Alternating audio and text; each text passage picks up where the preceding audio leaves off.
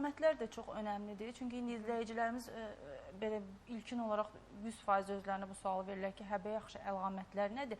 Və bir nüans da var ki, bu əlamətləri başqa xəstəliklərlə qarışdırmaq olarmı?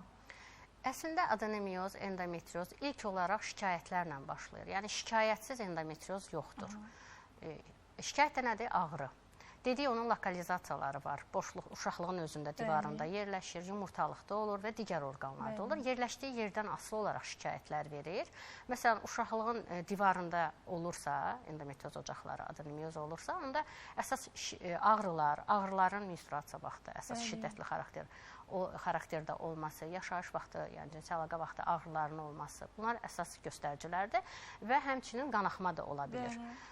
Yumurtalıqda endometriozası gələndə bu da özünü ağrılarla göstərir. Burada qanaxma olmaya da bilir. Amma qarın boşluğunun endometriozu, çanaq orqanlarından, peritonunun endometriozu isə diaqnostik baxımdan ən çətin endometrioz növüdür. Çünki özünü ağrılarla göstərir, başqa əlamət yoxdur. Ağrıdakı çox xəstəliklərdə ola bilir. Ona görə daha diqqətli yanaşma istəyir. Yəni burada əsas şərt xəstədən düzgün anamnez toplanmasıdır. Ağrı, menstrual siklə əlaqəsi varmı, yoxmu, hansı günlərdə baş verir, hansı şiddətdə olur, bu önəmlidir.